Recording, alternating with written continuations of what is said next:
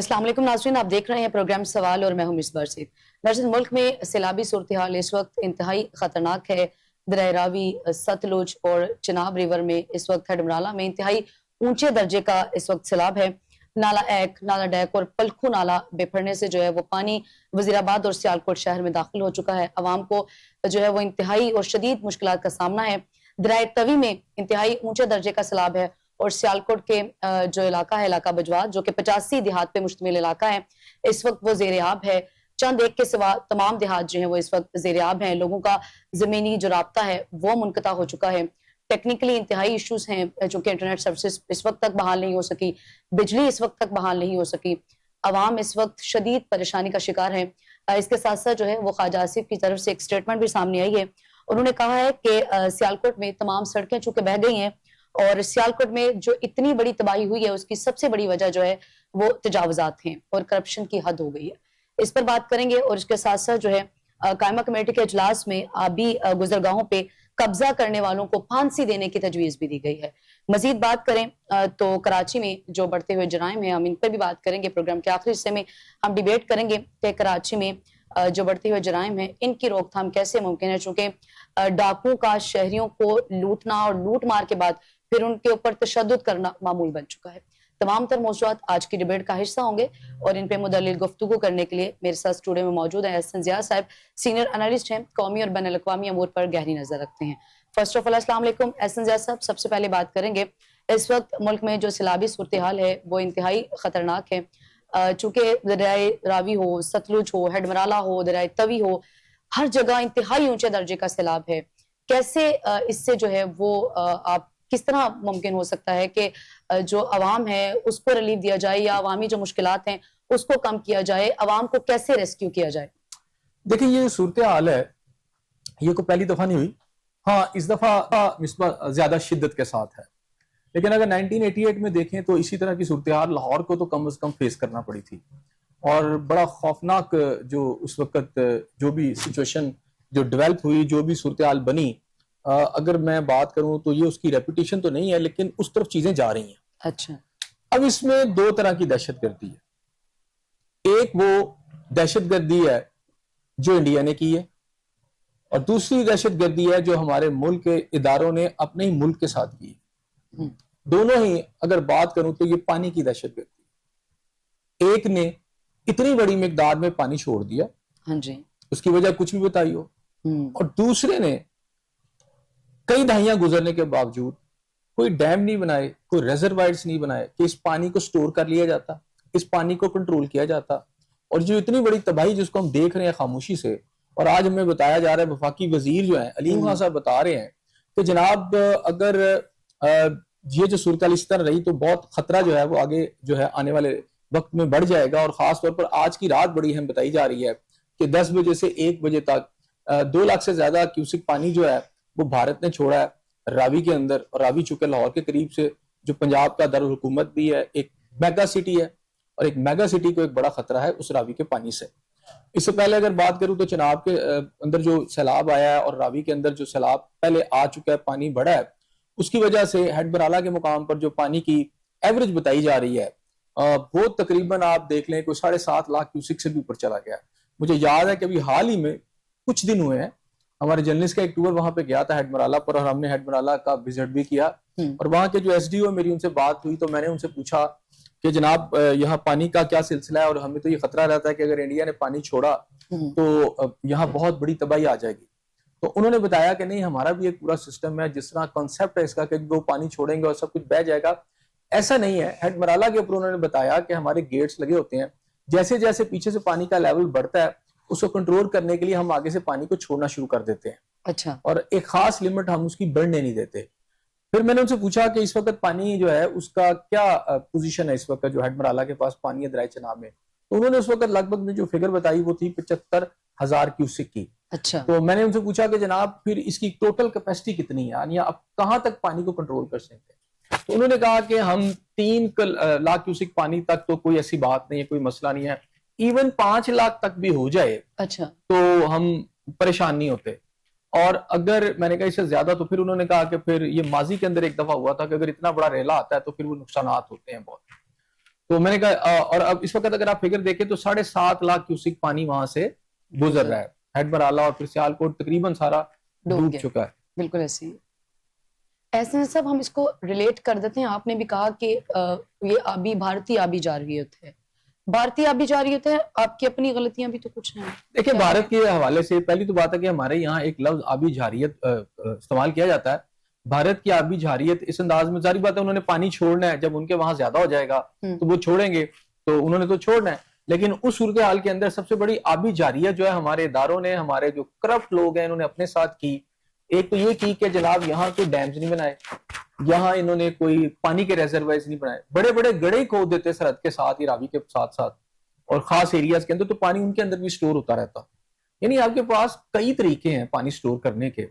اور آپ کو پتا ہے کہ یہاں روڈا نام کا ایک پروجیکٹ لگا اور آج بھی چل رہا ہے, اور اس کے اندر صورتحال دیکھ لیں کہ آپ کو بڑے سبز خواب دکھائے گئے کہ جناب یہاں پر ایک روڈ بنائی جائے گی, وہ بند کا کام کرے گی, یہاں 2 یا 3 بڑے ریزروائر بنائے جائیں گے, راوی میں جب فلڈ آئے گا تو اس فلڈنگ کے پانی کو وہ کنٹرول کریں گے, پانی ایک تو اس میں زیادہ آ جائے گا, پھر زیر زمین پانی کی سطح جو ہے وہ بہتر ہو جائے گی, پانی ہم سٹور کر لیں گے, سمندر میں جا کے ضائع نہیں ہوگا. اچھا, اس طرح کے بڑے خوشنما دعوے وعدے یہ روڈا کے جو لوگ ہیں کرتے رہے, اور اس کے نتیجے میں یہ اربوں روپے کے فنڈز بھی انہوں نے لیے ہیں, اربوں روپے مالیت کی, بلکہ کھربوں روپے مالیت کی سرکاری زمین بھی نہیں مل گئی.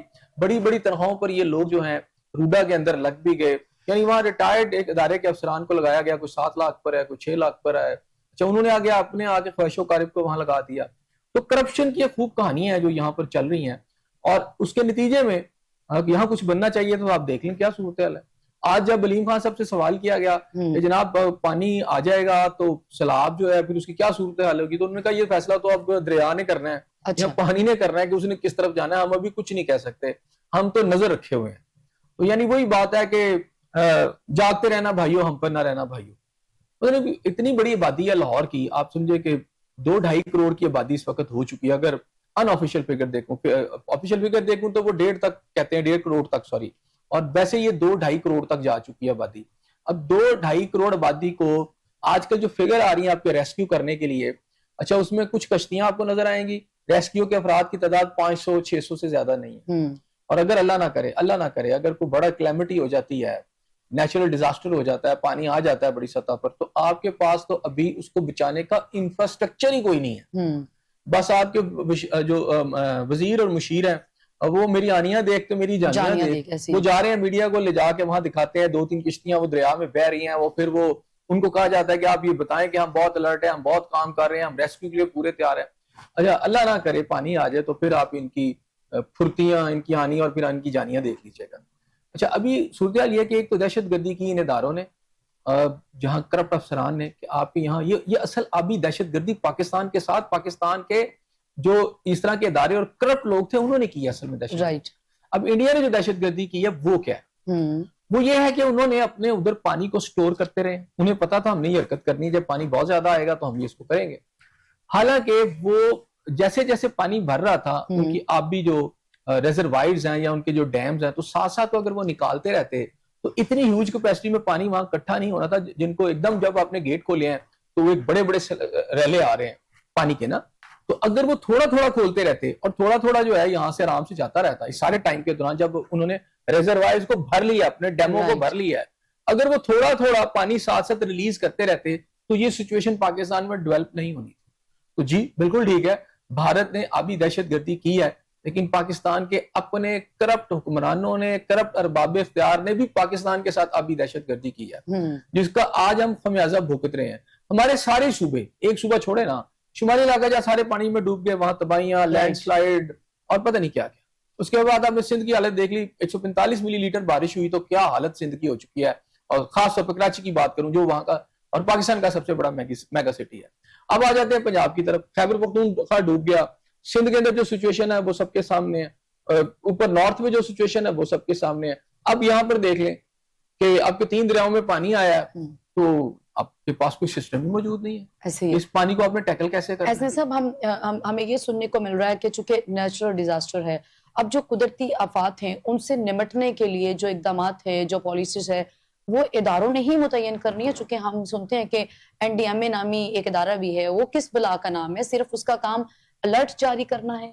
ہم نے تو اس کو میں تو خبروں میں ہی دیکھا ہے یا تصویروں میں دیکھتا ہوں بس, اور تو مجھے این ڈی ایم اے نام کا کوئی ادارہ پاکستان میں ورکنگ کرتا تو نظر نہیں آتا. ہاں بریفنگ دے دیتے ہیں, بڑی اچھی بریفنگ دیتے ہیں, انگریزی بڑی اچھی بولتے ہیں, وہاں جا کر بڑا اچھا بتاتے ہیں اور یہ بتاتے ہیں کہ انتظام آپ نے خود کرنا ہے. آپ دیکھیں کتنی بدقسمتی ہے, جو سائرن بجائے جا رہے ہیں وہ ایسے لگتا ہے کہ 100-150 سالہ پرانا نظام ہے, وہ پکڑ کے وہ جو ہے اس کو گھماتے ہیں اور پھر آواز پیدا ہوتی ہے. یار آپ کو لیٹسٹ آج کے پاس اکوپمنٹ آ گئے, آپ کے پاس گیجٹس آ گئے ہیں, آپ کے پاس بڑے بڑے اسپیکرز ہیں, آپ ان پہ بھی کر سکتے ہیں.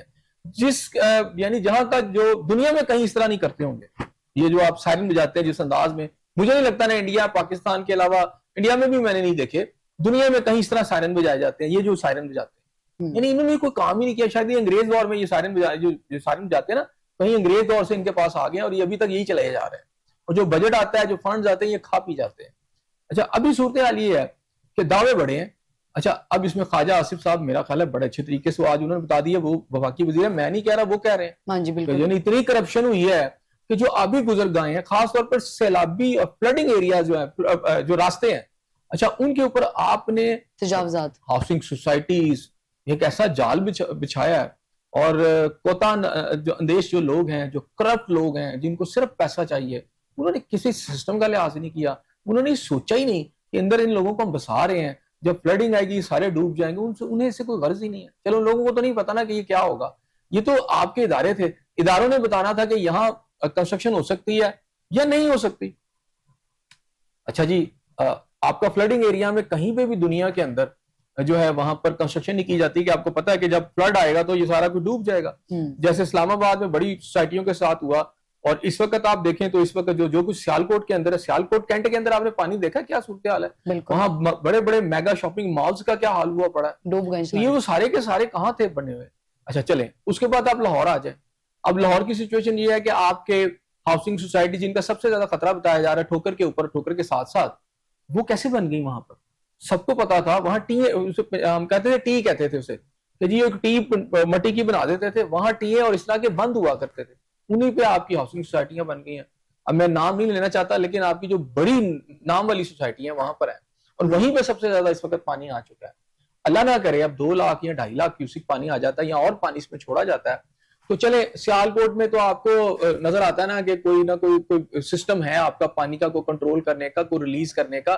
لاہور میں تو ہے ہی کچھ نہیں ہے. رائٹ, آپ کے جو پرانے بند تھے وہاں بادیاں آ چکی ہیں. آپ کے علیم خان صاحب بھی یہی کہہ رہے ہیں کہ جناب لاہور ویسا نہیں رہا. بھی اس کی اجازت کس نے دی؟ علیم خان صاحب کی اپنی سوسائٹیاں جو ہیں اس وقت سب سے زیادہ پانی ان کو خطرہ ہے, وہ دریا کے کناروں پہ بنی ہوئی ہیں, ایسے راستوں پہ بنی ہوئی ہیں جو آبی گزرگاہوں کے قریب ہیں, تو انہوں نے بھی وہ سارا کچھ کیا, مطلب اس میں خود بھی ملوث ہیں. تو اب یہ صورتحال ہے کہ آپ کے کرپشن اس ملک میں انتہا کی گئی ہے.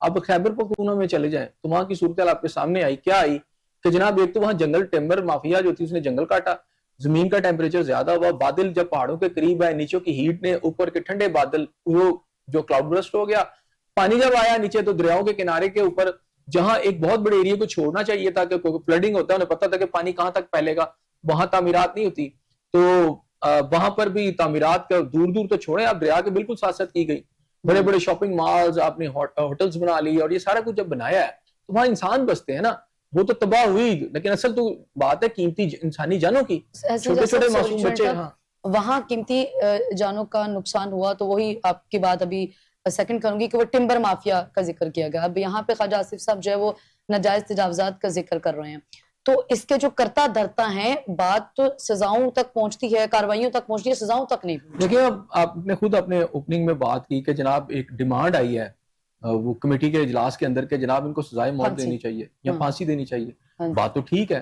یہ ڈیزرو تو یہی کرتے ہیں, کیونکہ ان کی کرپشن کی وجہ سے, ان کی صفاقی کی وجہ سے جو لوگ یہ کرتے ہیں وہ باقی جو لوگ ہوتے ہیں ان کی جانیں جاتی ہیں. تو ظاہری بات ہے ان جانوں کے ضیاع کی وہ ذمہ دار ہیں. اب یہ تو نہیں کہ وہ لوٹ مار کریں, کھائیں پیئیں, باہر جائیدادیں بنائیں, ان کے بچے باہر پڑھیں, وہ جب اس طرح کی صورتحال تو باہر بھاگ جائیں. کسی نے تو ان کا احتساب کرنا ہے نا. پورا پاکستان اس وقت اگر ڈوب رہا ہے, پورا پاکستان آج تباہ ہو رہا ہے, پنجاب سمیت تمام صوبے پانی کے نیچے ہیں, تو اس کے اندر جو ملک کی سب سے بڑی مافیا ہاؤسنگ سوسائٹیز کی مافیا ہے, جو قبضہ گروپ ہیں, یہ سب سے زیادہ ذمہ دار ہے. اور وہی وزیر ہیں, وہی مشیر ہیں, وہی ارباب اختیار ہیں آپ کے, جو ان سوسائٹیوں کے اندر جن کی پتیاں ہیں. ٹھیک ہے نا, یہ جو صورتحال ہے یہ بڑی خوفناک ہے. ابھی دعا کریں کہ یہاں لاہور کے اندر یہ کوئی بچت ہو جائے, ورنہ 88 کے اندر تو ہم نے دیکھا تھا. شادرہ سے بڑے جو سیلابی ریلا ہے اس کے گزرنے کا خطرہ بتایا جا رہا ہے اور الرٹ بھی جاری کر دیا گیا ہے.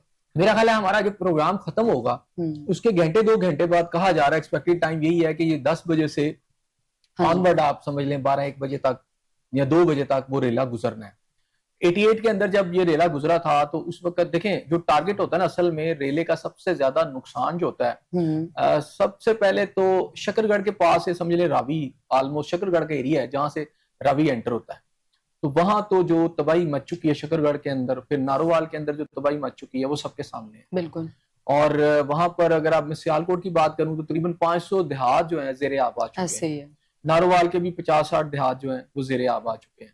تو ابھی تو یہ انٹری پوائنٹس ہیں. ادھر سے آپ ستلج دیکھ لیں تو ستلج کی بھی انٹری پوائنٹ سے لے کر آگے جو علاقے ہیں جس کے اندر آپ سمجھ, اچھا راوی نے اور تباہی آگے بھی مچائی ہے, جیسے شیخو پورہ ہے, اوکاڑا ہے, وہاں پر بھی مچائی ہے. اچھا اسی طرح ستلج جو ہے وہ مشرقی سرحد سے آپ کے تھوڑا سا راوی سے پہلے انٹر ہوتا ہے اور ذرا آگے جا کے جو ہے نا, لیکن وہ پنجاب کے اندر ہی ہے تو وہاں اس نے بھی تباہی مچا دی ہے. تو 2 بڑے دریا جو ہیں, اچھا ابھی ان دریاؤں کے اندر مزید پانی آ رہا ہے کہ ستلج سے نہریں جو ہیں 2 بڑی نہریں ہیں, اس میں ایک نہر جو ہے وہ یہ جو آپ کی بی آر بی نہر ہے لاہور کی, یہ بی آر بی نہر وہیں سے آتی ہے. ٹھیک ہے, یہاں جو لاہور کی دوسری نہر ہے وہ بھی اسی میں سے نکل کر آتی ہے. تو وہ کیا کرتے ہیں کہ جب وہاں پانی زیادہ ہو جاتا ہے تو وہ پھر اس نہر کے اندر بھی پانی چھوڑ دیتے ہیں. تو لاہور کو انٹرنلی نہروں کے اندر بھی پانی زیادہ, چلو یہ تو کنٹرول کیا جا سکتا ہے, دروازے ہیں وہ روک لیتے ہیں پانی کو تاکہ وہ نہر کے اندر پانی آئے ہی نہ. ایک تو طریقہ کار یہ ہوتا ہے کہ نہر کے اندر وہ پانی کو ہی روک لیتے ہیں, لیکن اگر وہ پانی زیادہ آ جاتا ہے تو ڈیفینیٹلی پھر انہیں پاس آن کرنا پڑے گا. لیکن وہ پھر ہم نے یہاں پر دیکھا 88 کے اندر صورتحال یہ تھی کہ راوی کے پل کے ساتھ ساتھ پانی تھا, اور پھر شدرہ کے اس سائڈ پر بلاسٹنگ کر لاہور کو بچانے کے لیے شدرہ کی طرف بلاسٹنگ کی گئی تھی, جس کی وجہ سے پھر شادرہ ڈوبا تھا اور درجنوں نہیں سینکڑوں جانیں جو تھی اس کے اندر گئیں. تو اب شادرہ جو ہے لاہور دیکھیں ایکسپینشن اس کی ہاؤسنگ سوسائٹیوں کی دونوں طرف, اس طرف بھی دیکھ لیں اور ادھر ٹھوکر تک آپ دیکھ لیں. اور ایون مجھے لگتا ہے کہ بارڈر کے پاس تک آپ کی سوسائٹی چل, ڈی ایچ اے دیکھیں تو کوئی جگہ انہوں نے نہیں چھوڑی. مجھے لگتا ہے کہ کسی دن جا کے ڈی ایچ اے والے ادھر والے ادھر والے آمنے سامنے کھڑے ہو کے ایک دوسرے سے سلام دعا کریں گے.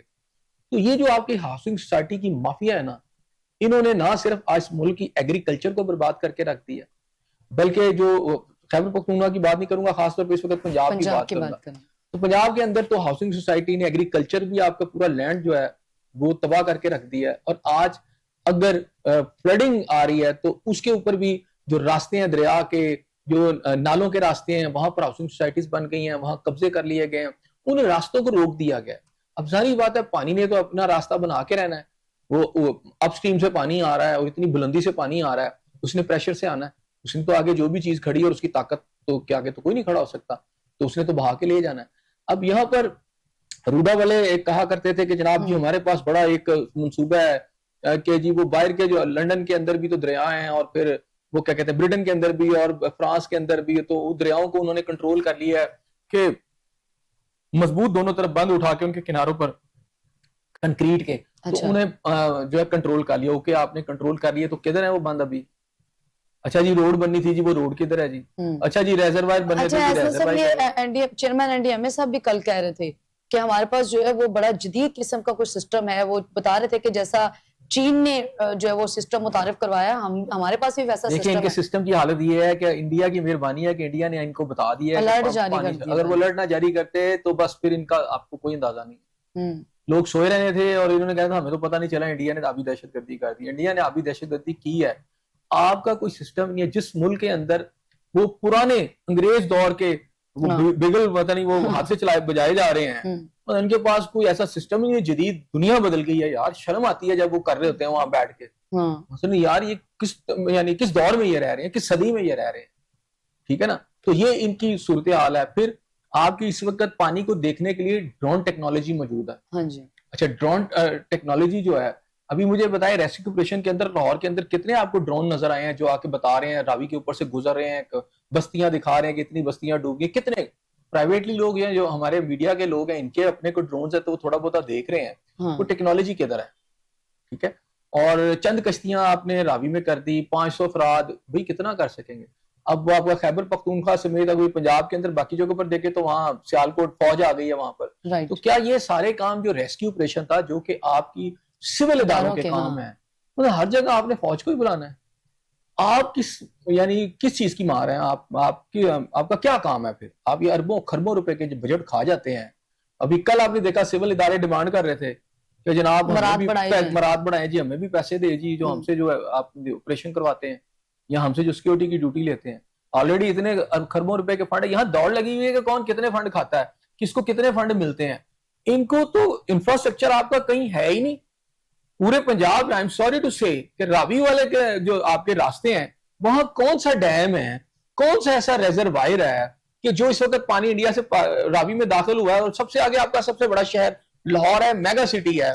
اس کو بچانے کے لیے کوئی ڈیم بنا ہوا ہے, کوئی ریزروائر بنے ہوئے ہیں, یا آپ کو بچانے کا کوئی انتظام ایسا ہے؟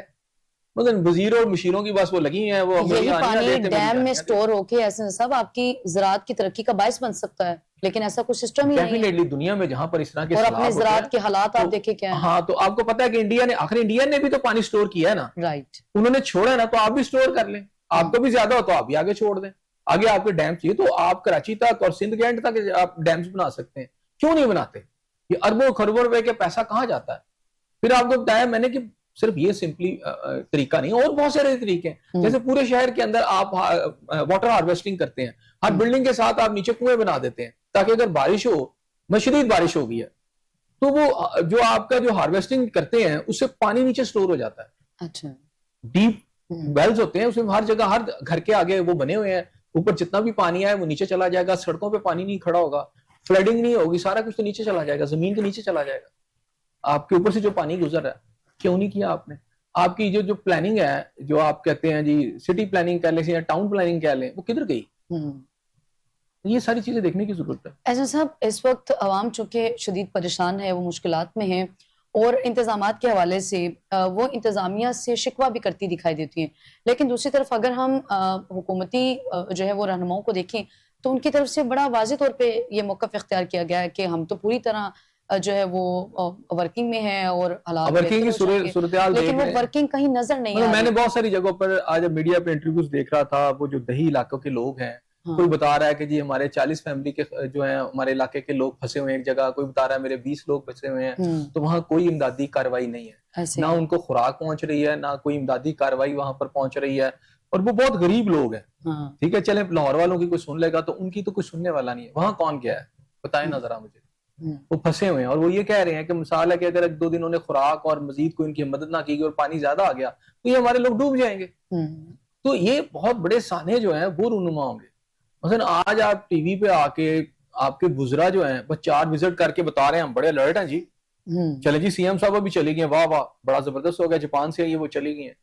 مجھے یہ بتائیں, اس لاہور کو بچانے کے لیے آپ کا روڈا کا جو پلان تھا سارا, آپ نے پورا وہ ایریا جہاں پہ زراعت ہوا کرتی تھی, لاہور کو سبزیاں, لاہور کو پھل ملا کرتے تھے, اور وہ سارا طرف لاہور کے ایک بہت بڑی گرین بیلٹ اس کو کہہ لیں, ٹھیک ہے نا, گرین ایریا تھا, وہ کہاں چلے گی ساری؟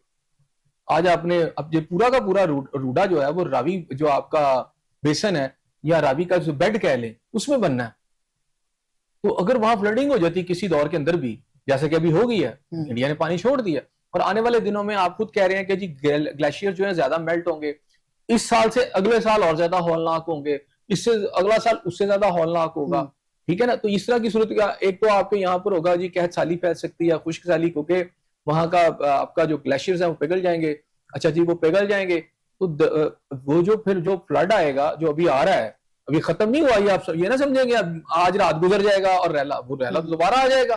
وہ ہو سکتا ہے اس کے بعد اگلا جو آئے وہ اس سے بھی زیادہ ہو, کیونکہ بارشیں تو نہیں بند ہو رہی انڈیا کے اندر بھی, اور لاہور میں بھی اور ارد گرد و نواح میں بھی ابھی کل بارش ہوئی ہے.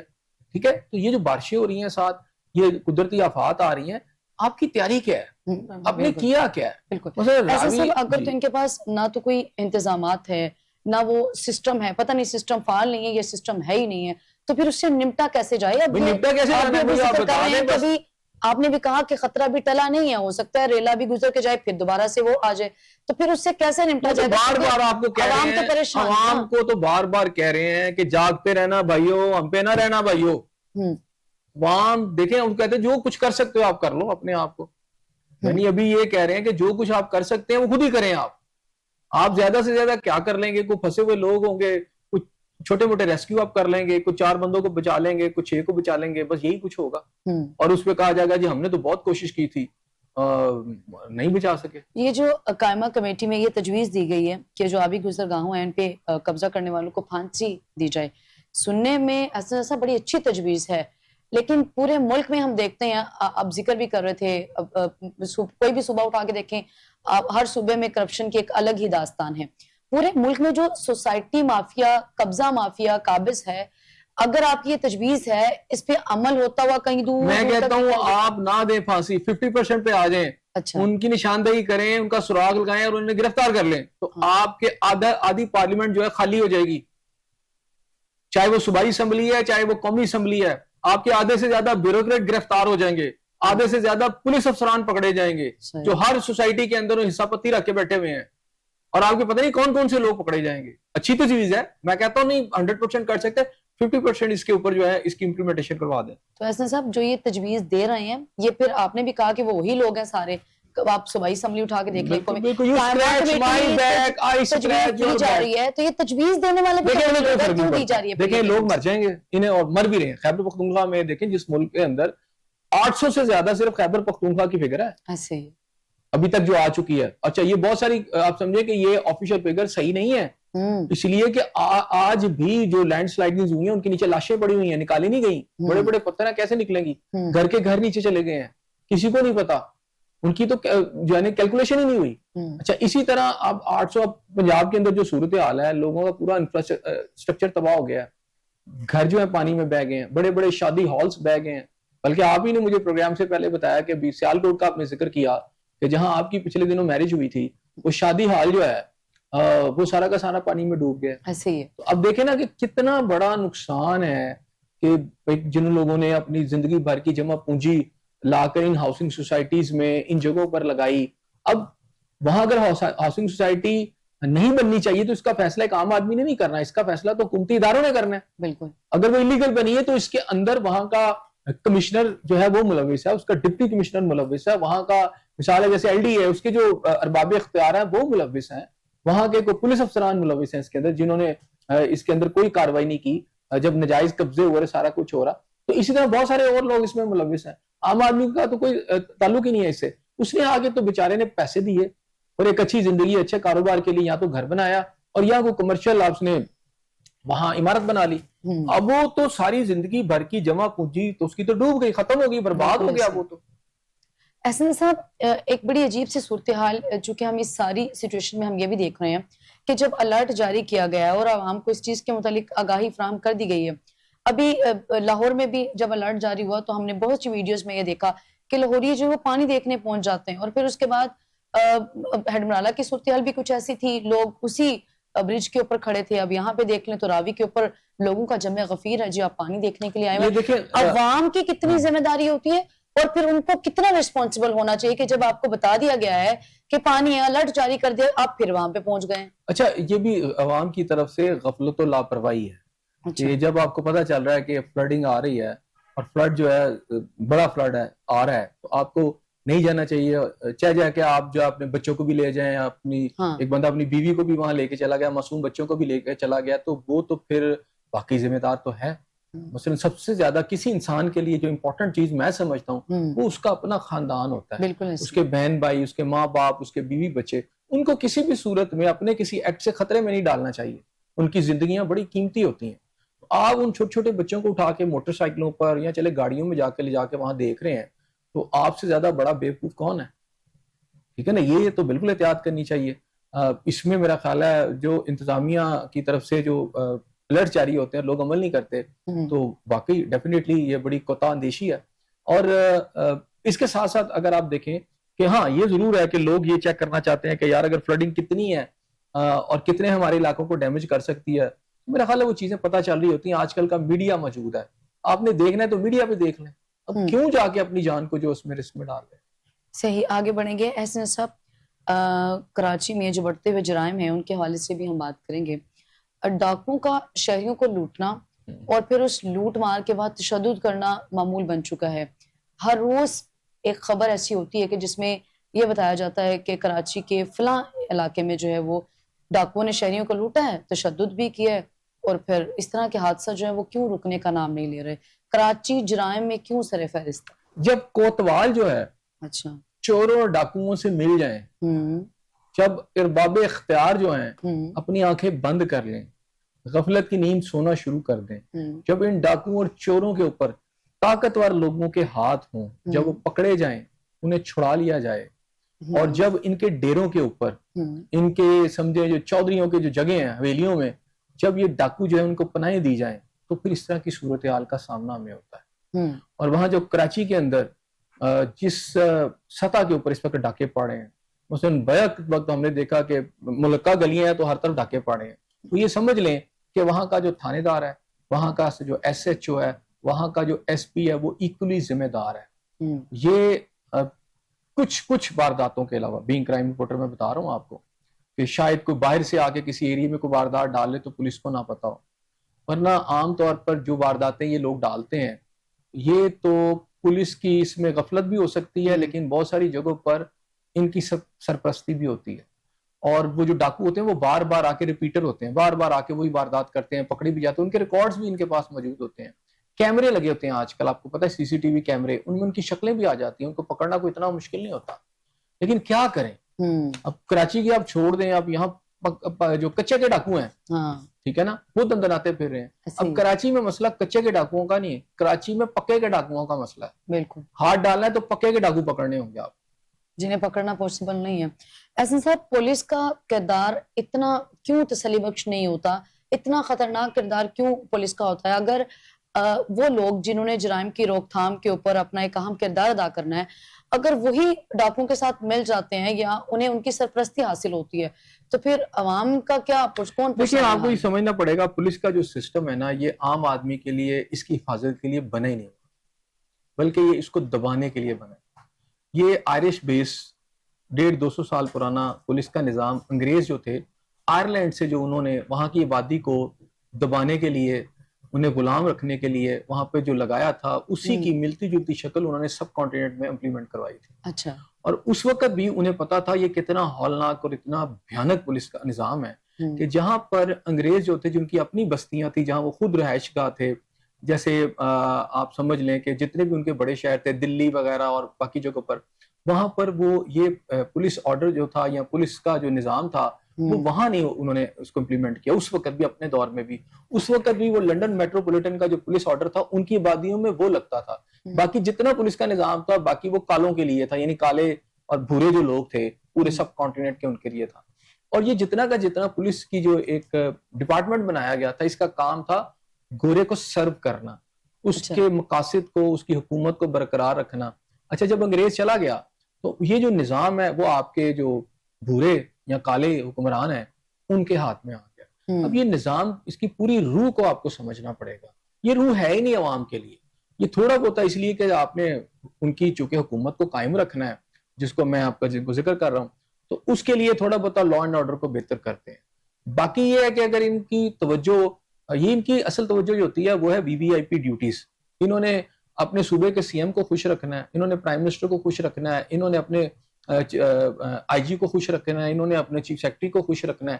یعنی اوپر کی جو کلاس ہے اس کے مفادات کا تحفظ جو ہے معاشرے کے اندر, یہ ہے پولیس. اچھا, اس کے اندر ہماری ڈیبیٹ ہی غلط ہے کہ ہم یہ کہیں کہ ہم ان سے امید رکھیں کہ یار یہ نظام کو ٹھیک رکھیں گے, کیونکہ سب سے زیادہ جو کرپشن ہے باقی اداروں میں تو ہے سرکاری, پولیس کے اندر اپنی بہت بڑی کرپشن ہے. یہ ٹارچر کے ساتھ پیسے کماتے ہیں, انکاؤنٹرز کے ساتھ, جعلی انکاؤنٹر کے ساتھ یہ پیسے کماتے ہیں. میں اب یہ نہیں کہتا کہ سارے اس میں برے ہیں, اس میں بڑے اچھے اچھے لوگ بھی ہیں, ٹھیک ہے, لیکن وہ آٹے میں نمک کے برابر ہے.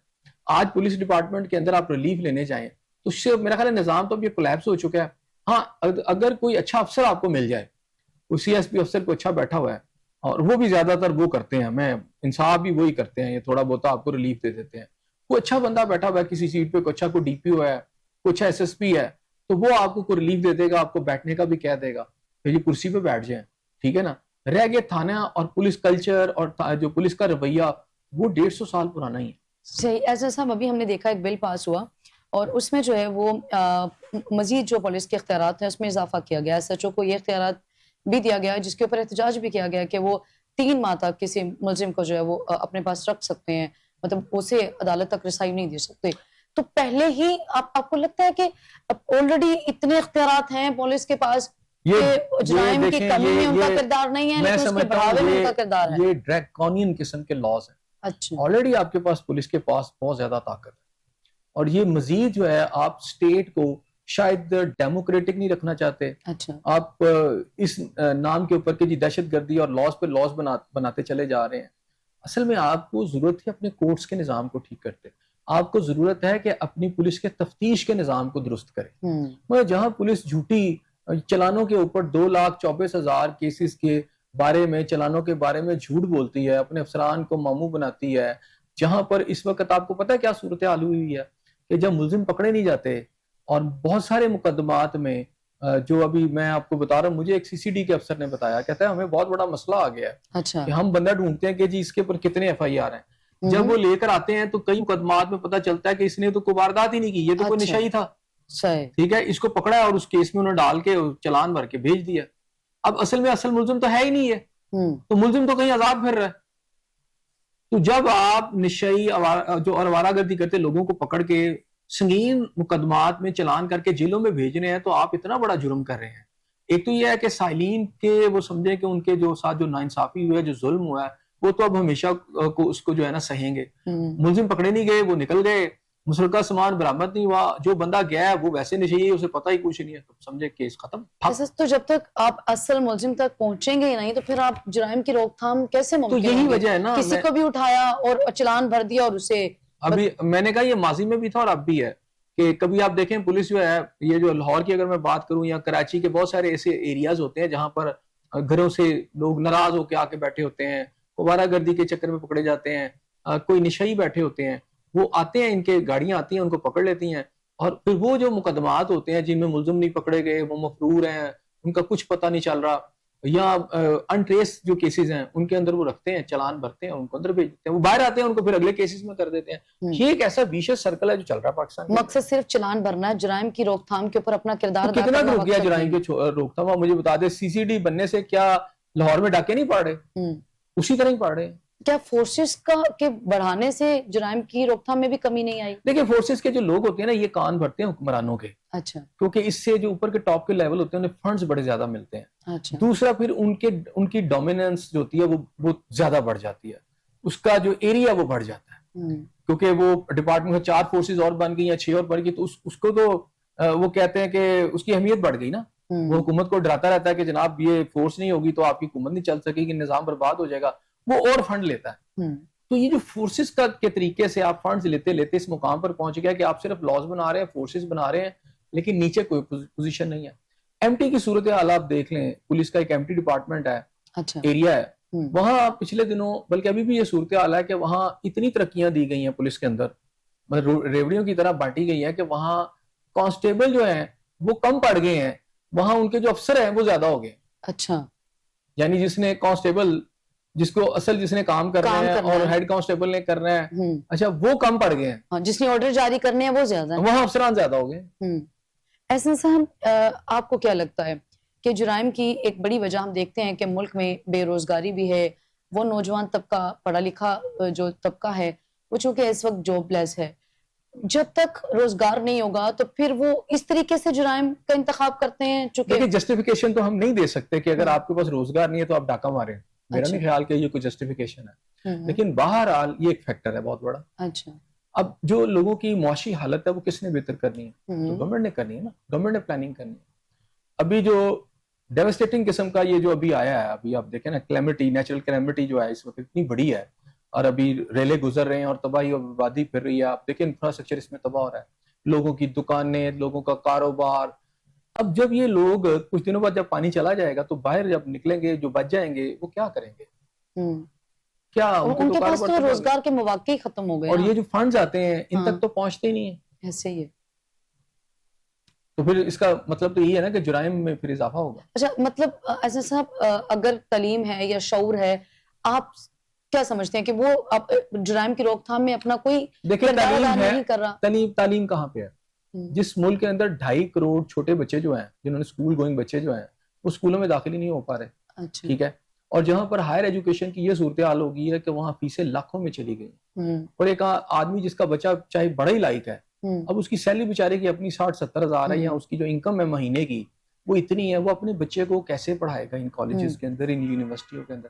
ہائر ایجوکیشن کے دروازے اس ملک کے جو وائٹ کالرڈ بندہ ہے اس پر تو بند کر دیے گئے. اچھا، ایسا پہلے نہیں تھا، کیونکہ یہ اسٹیٹ کی ذمہ داری تھی اپنے شہریوں کو جو ہے اچھی تعلیم اس سے. اسٹیٹ اس رسپانسبلٹی کی جگہ پر اب کاروبار میں لگ گئی ہے. ہیلتھ کو بھی اس نے کاروبار بنا لی ہے. اسٹیٹ نے جو ہے اس وقت آپ کی جو اسکولنگ ایجوکیشن ہے اسے بھی کاروبار بنا لیا. اس میں جو آپ کا ایجوکیشن کا جو پرائیویٹ طبقہ ہے وہ بھی جب یہ سارے کاروباری، یعنی یہ انسانی صحت جو ہے یہ ایک اہم آپ سے انٹیگرل پارٹ ہے کسی بھی سوسائٹی کا، اس کی ایجوکیشن. اس کو جب آپ نے کاروباری بنا دیا ہے تو وہ پھر اتنا مہنگا کاروبار بنا دیا ہے، اس میں آپ کی ایک بہت بڑی ڈراپ آؤٹ ہونے والے بچے یا ڈراپ آؤٹ ہونے والے جو اسٹوڈنٹس ان کی تعداد تو دیکھیں کتنی ہے. تو تعلیم تو ہے نہیں. ایسا سب جو آپ کا کچھ چند پڑھے لکھے لوگ بھی ہیں بھی آپ کے ملک میں، لیکن ایک المیہ یہ بھی تو ہے نا کہ چونکہ روزگار کے مواقع نہیں ہے وہ ڈگریاں لیتے ہیں اور وہ ملک سے باہر چلے جاتے ہیں. ملک سے تو وہ باہر جاتے ہیں جو کہیں سے پیسے اکٹھے کر لیں. اب جن کے پاس نہیں ہے وہ کہاں چلے جاتے ہیں؟ اسی طرح کے جرائم کی شرح میں تو اضافہ ہوتا ہے. ایسے کیا اقدامات کیے جائیں کہ جرائم کی شرح میں کمی آ جائے؟ یہ جو وسائل ہیں نا، سوتے جو ہیں جتنے بھی آپ کے ملک ہیں، ان کا رخ جو ہے نا یہ ملک کی جو ایلیٹ ہے اس کی طرف سے ہٹانے پڑیں گے اور ان کی طرف کرنا پڑے گا. سارا کھیل پیسے کا ہے.